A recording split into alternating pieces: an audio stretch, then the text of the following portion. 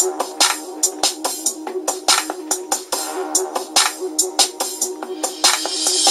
see me rolling, they hating, patrolling and trying to catch me riding dirty, trying to catch me riding dirty, trying to catch me riding dirty, trying to catch me riding dirty, trying to catch me riding dirty. My music's so loud.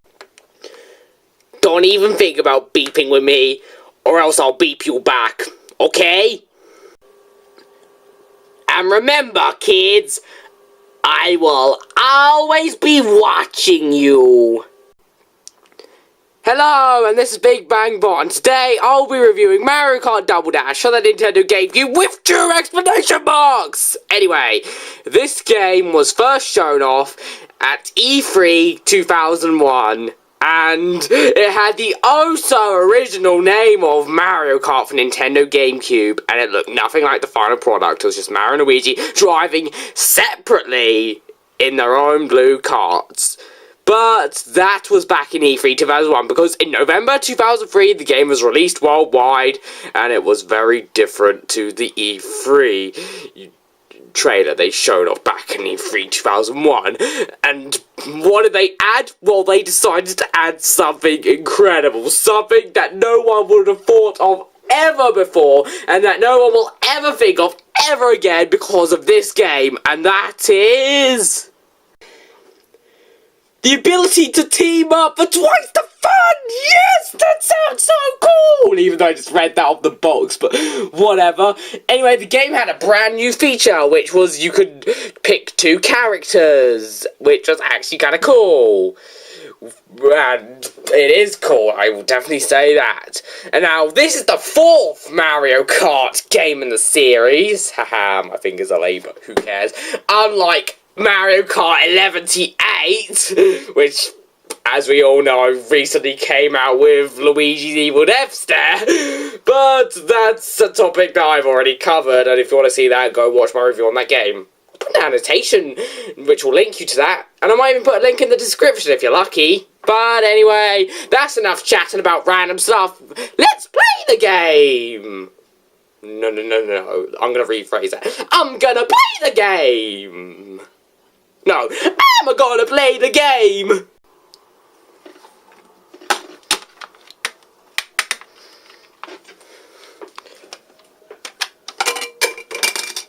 Whoops!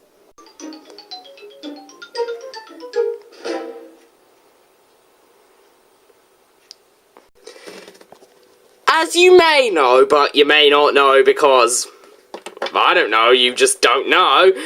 This is actually my 2nd copy of the game because my 1st copy was destroyed by a certain blue hedgehog. Who's that blue hedgehog? Why, it is you, you stupid hedgehog. Now just admit you broke it.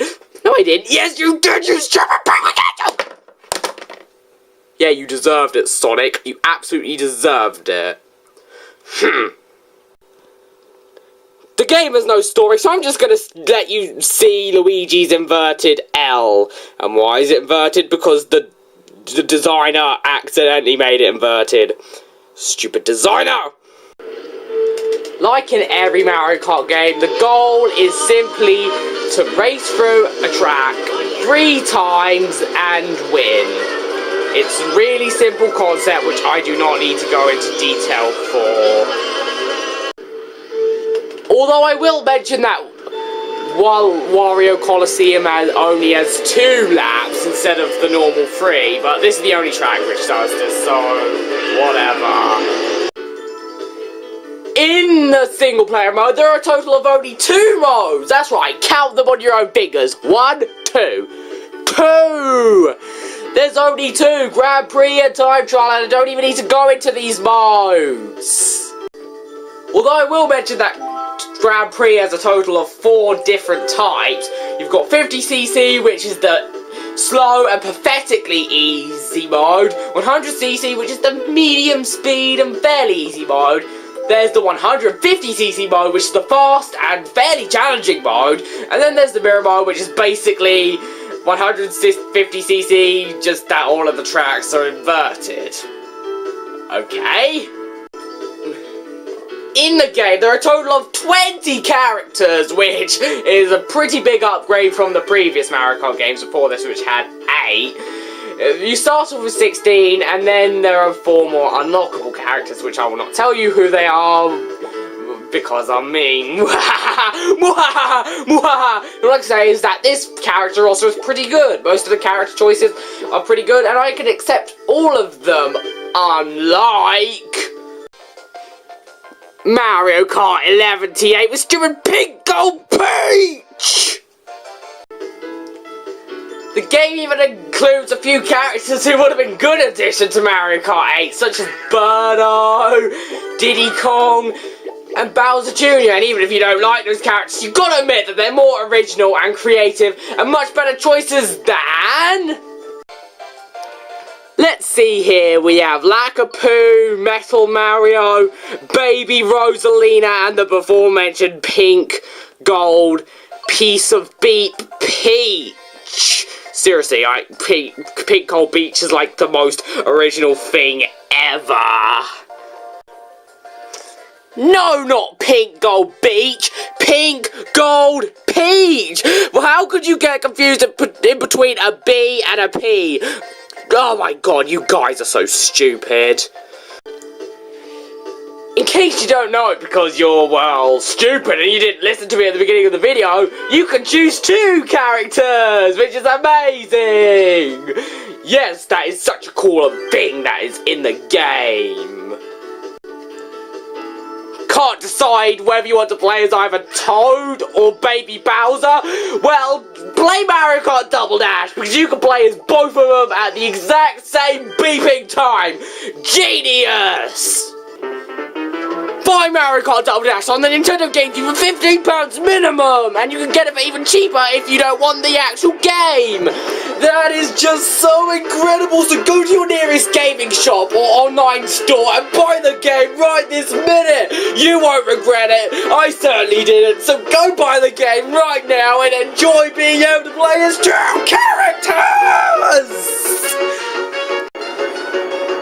I forgot to mention that no matter where you live, you can buy the game. It doesn't matter if you live in Europe, North America, South America, Korea, or Japan. You can buy this game and play it as much as you want and have as much fun with it as you want. Also available in Australia.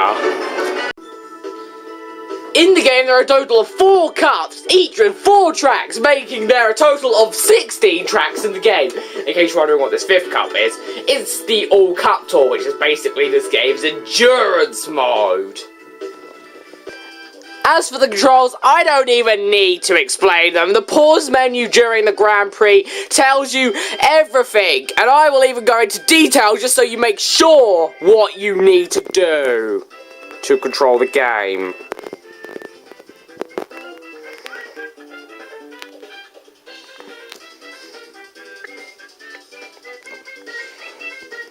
There, that's all the information I'm giving you, so beep off and play the game. The only thing I will explain is the drifting. You basically hold either L or R, and then in order to get your boost up, you basically need to wiggle the analog stick left and right really quickly. Although sometimes it won't always work, it is kind of glitchy, but it usually works for me, and once I got used to it, I could use it just fine. Mostly. The tracks are great in my opinion. They're very memorable. They look very nice and colourful. And overall, I can just remember these tracks. These tracks are really good.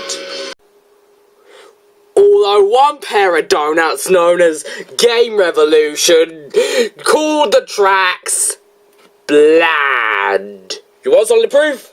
Here it is. Bland. And all I can say is, did we even play the same game? Did someone give them a copy of Super Mario Kart to review and they thought it was Mario Kart Double Dash? What? This game does have bland tracks. The tracks are great in my opinion, and there's some of the best Mario Kart tracks in my opinion. Well, not all of them, but some of them, yes, they're really good and they're really cool. The graphics in the game look great for their time. They're very colourful, everything's very detailed, and overall it's just an appealing game to look at. like I mentioned before, the tracks look really nice and there's a lot of detail in them. And overall, it's just a nice looking game. However, the characters, while they may have looked fine back then, nowadays they do look a bit outdated. I mean, they do look a little bit shiny, don't you think? And some of the texturing just looks a bit odd, but this is my opinion. They don't look terrible, it's just that some characters look a bit, you know, weird. I will definitely admit that after you beat a race, the characters can look very, very, very stupid. The music in this game is great. While I can't decide my favourite tune, there are definitely some tunes I like, from the catchiness of the title screen music,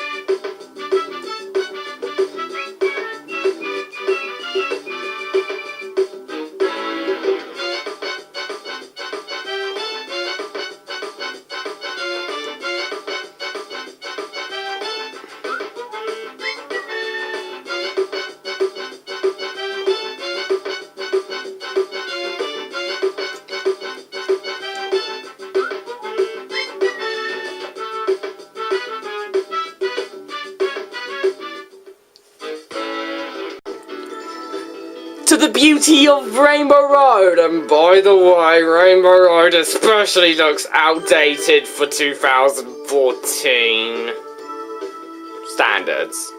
But it was made in 2003, so it's okay. The sound effects are basically typical Mario Kart sound effects, and I don't really have to say much about them. Although I will mention that there's a lot of voice acting, not actual voice acting, but the characters yelling, and trust me, it can be annoying sometimes.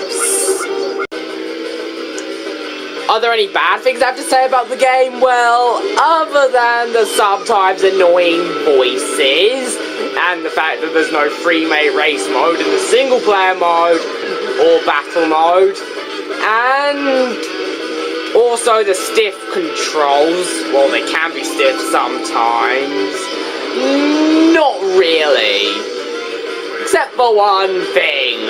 And this is a pretty game-breaking thing which ruins the experience no matter who you are.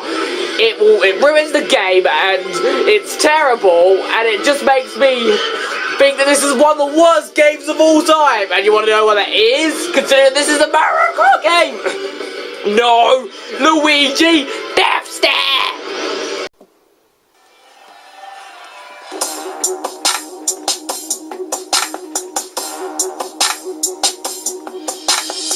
They see me rolling, they hating, patrolling and trying to catch me riding dirty, trying to catch me riding dirty, trying to catch me riding dirty, trying to catch me riding dirty, trying to catch me riding dirty. My music's so loud. This game gets an F-.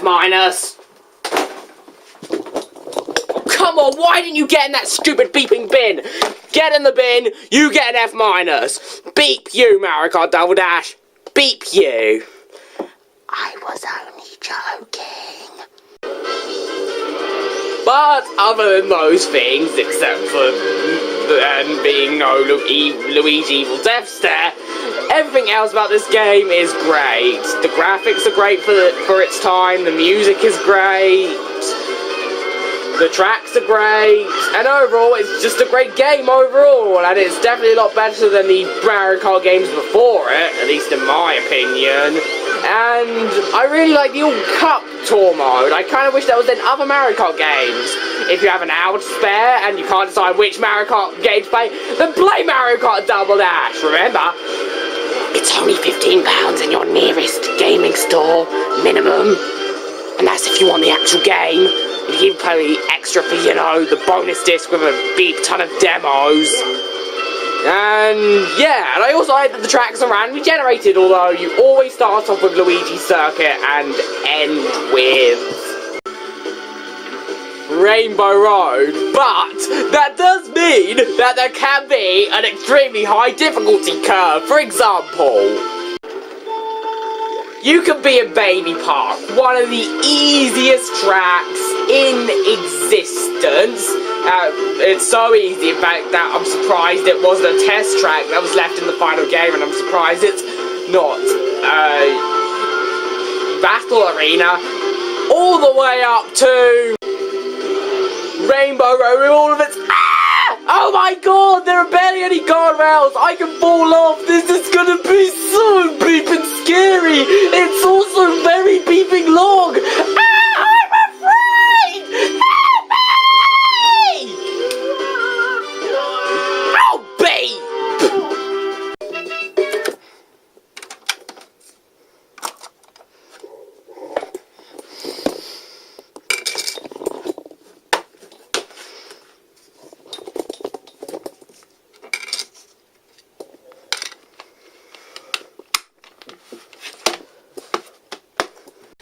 Overall, Mario Kart Double Dash is a very good installment to the Mario Kart series. While it's not perfect, there are a few control issues with it, which I didn't really go into in the review, but the controls can sometimes be annoying, and the characters can be annoying sometimes, and there's no Luigi Evil Deaths there, but to be fair, this was 2003 before Luigi was evil, so whatever.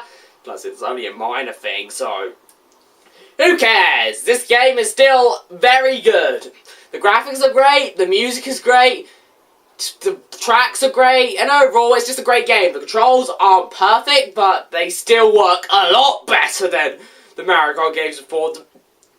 And it's still a recommended purchase for the Nintendo GameCube. I give it a B+.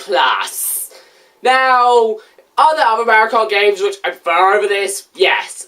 Now, I would recommend you play Mario Kart DS on the Nintendo DS, because that is just a great game. And you can even play the recently released Mario Kart 11 with the Luigi Evil Death Stem.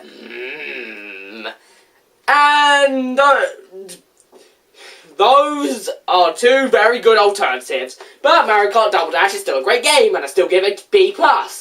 Now, in case you're wondering what my next review is going to be, it will not be Spyro 2. Spyro 2 will have to wait. I'm kind of like Catacross because I'm evil. Nope, but instead I'll be reviewing another Nintendo racing game, which will be Diddy Kong Racing for the Nintendo 64. But anyway, thanks for watching. I hope you enjoyed this review. Please comment, rate, request review ideas, and subscribe. Hope you all enjoyed this. This is Big Bang Bot signing out.